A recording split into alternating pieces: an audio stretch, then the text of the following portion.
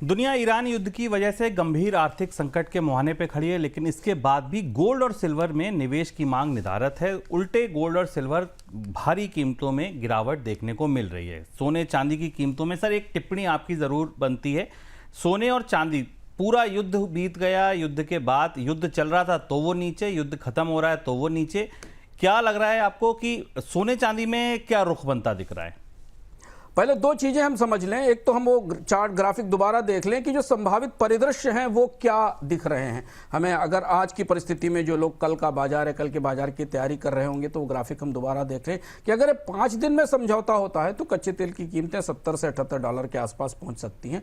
Nifty में आप 3 से 5% की ग्रोथ देख सकते हैं, बढ़ोतरी देख सकते हैं, जो आपको अभी दिखाई दिया है। अगर ये बातचीत जारी रहती है और जंग भी जारी रहती है, उतार चढ़ाव रहता है, तो तेल 90-100 के आसपास घूमता रहेगा, जो अभी की परिस्थिति, तात्कालिक परिस्थिति जो शुभम ने आपको तुरंत बताई शो शुरू होते समय। बातचीत फेल, दोबारा हमला, फिर तेल 115-130 के आसपास, फिर हम तो निफ्टी में फिर बड़ी गिरावट देखेंगे। और अगर ये बड़ा युद्ध होता है, जिसकी संभावना अब थोड़ी सीमित दिखाई दे रही है, इसलिए मैं सबसे आखिर में रखा है, तो $150 के आसपास है। पर जो सबसे बड़ा सवाल शुभम हमारे दिमाग में है, सबके दिमाग में जो समझना जरूरी है कि ये जंग, मान लीजिए हम माने सारी शुभकामनाओं शुभेच्छाओं के बीच में जंग अगले 5 दिन में खत्म हो जाती, दोनों देश मिलकर बैठकर बात कर लेते हैं, तो भी रिकवरी, सप्लाई की रिकवरी कब तक आएगी, कब तक चीजें सामान्य होंगी, ये समझना जरूरी है। अगर शांति बहाल हुई तो कतर की 17% LNG क्षमता खत्म हो गई, 3 से 5 साल इसकी रिकवरी में लगेंगे।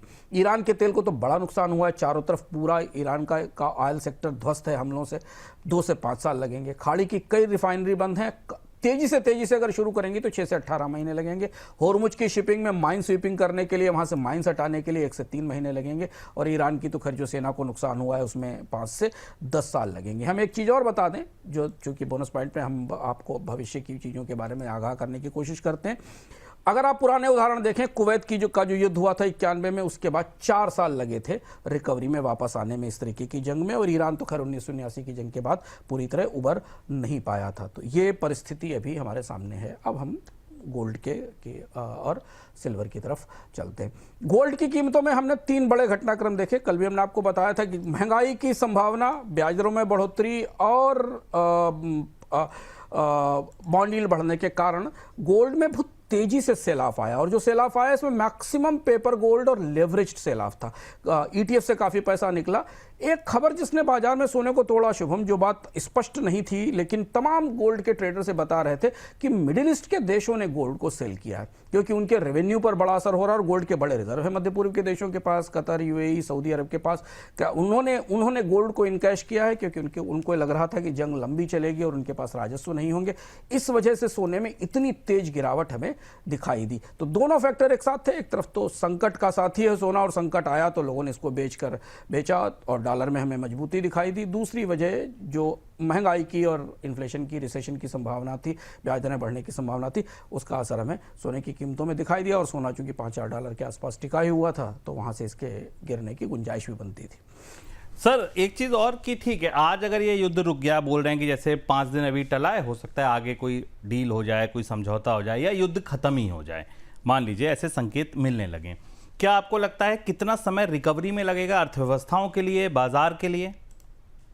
अर्थव्यवस्थाओं के लिए देखिए, अगर 5 दिन में युद्ध खत्म होता है तो भी पूरी सप्लाई चेन दोबारा वापस लौटने में लंबा समय लगेगा, क्योंकि जो चीजें ध्वस्त हो चुकी हैं, जो रिफाइनरीज बंद हुई हैं, रास लफान बंद हुआ है 17-20% रास लफान के, तो CEO ने कहा कि गैस की सप्लाई वापस लाने में हमें 3 से 5 साल लगेंगे। हमें समझना होगा कि मध्य पूर्व दुनिया में एनर्जी का, फर्टिलाइजर का, गैस का नर्व सेंटर है, और ये वो ऐसी परिस्थितियां नहीं हैं जो तत्काल रास्ते पर आ जाए। तो जो चीजें सप्लाई चेन से बाहर निकल गई हैं, टूट गई हैं, उन्हें दोबारा शुरू होने में समय लगेगा। और इस वजह से पूरी दुनिया की रिफाइनरीज बंद हुई। आज कोरिया के एक बड़े पेट्रोकेमिकल संयंत्र ने अपना फोर्स मेजर घोषित कर दिया।